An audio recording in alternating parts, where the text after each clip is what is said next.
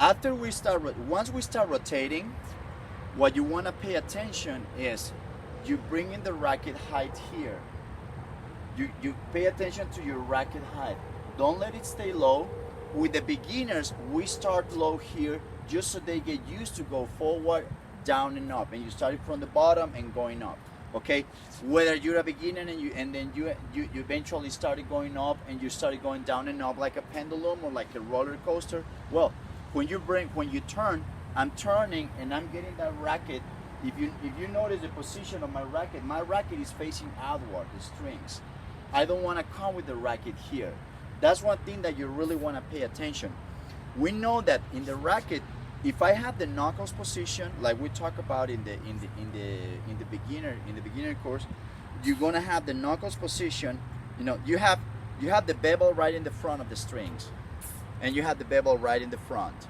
You have on the top, the front one and the top one. Right between these two, there is a bevel that is right in the middle of those two. That's where you want the index finger knuckle. So when you grab the racket with the right hand and you just put it forward, see, instead of showing me, what most people do is they hit the forehand and they don't move their right hand. They just keep it in that position and they just grab it and hit it. So they hit like that and they shoveling that ball. They cannot really hit that ball in front of them. So they just let the ball go late or shovel it. No, what you want to do is you're gonna put the index finger right on that bevel on the edge between the top and the side bevel right there, somewhere around there. So when you face it forward, when you show your grip, instead of showing me like this, like the forehand grip, you're gonna show it more like that. You want to be able to show more this part of the hand and the knuckles more on top.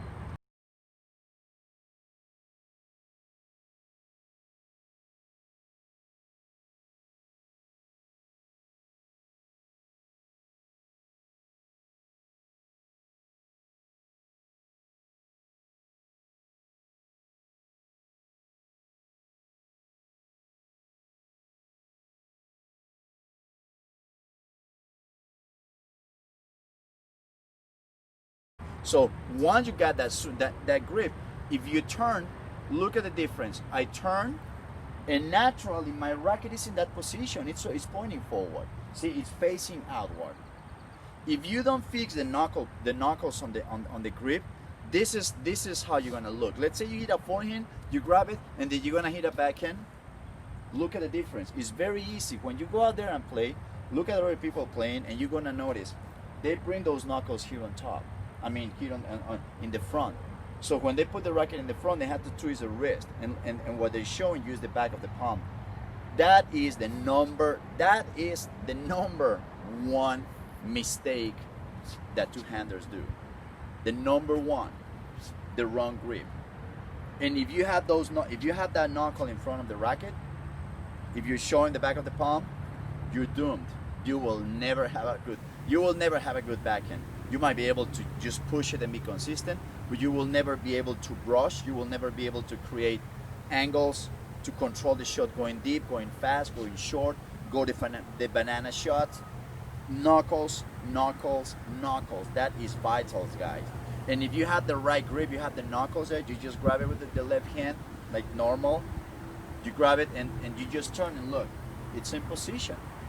It's ready there. You don't have to worry about the racket being in this position. When you don't have the knuckles in the right position and you turn, you're gonna be showing me the strings.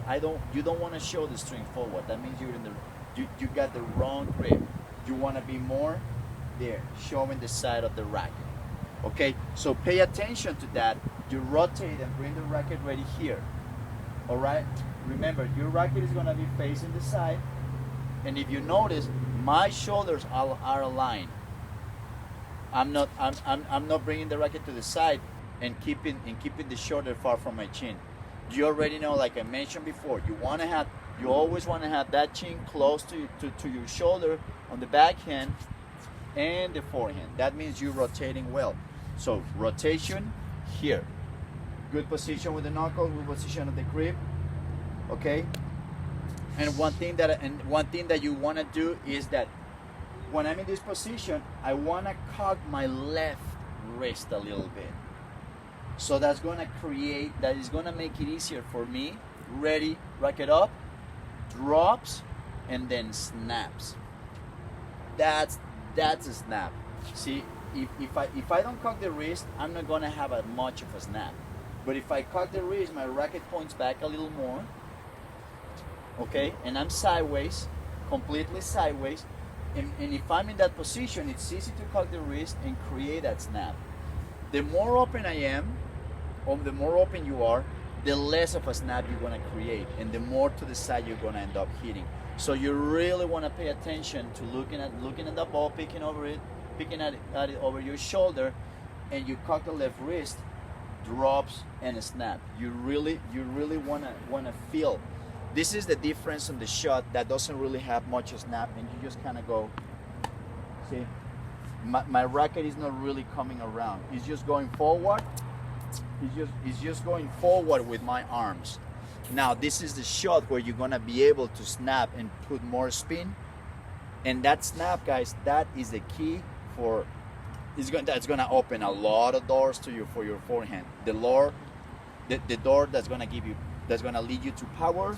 The door that is gonna give you to consistency, to placement, to hit banana shots, to do whatever you want. You wanna cock that left wrist a little bit, and you wanna notice, pay attention to the tip of the racket there.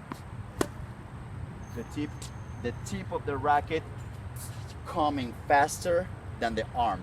You don't wanna go together. That's what the snaps creates, okay? All right, guys, let's move on to the next part, to the next point.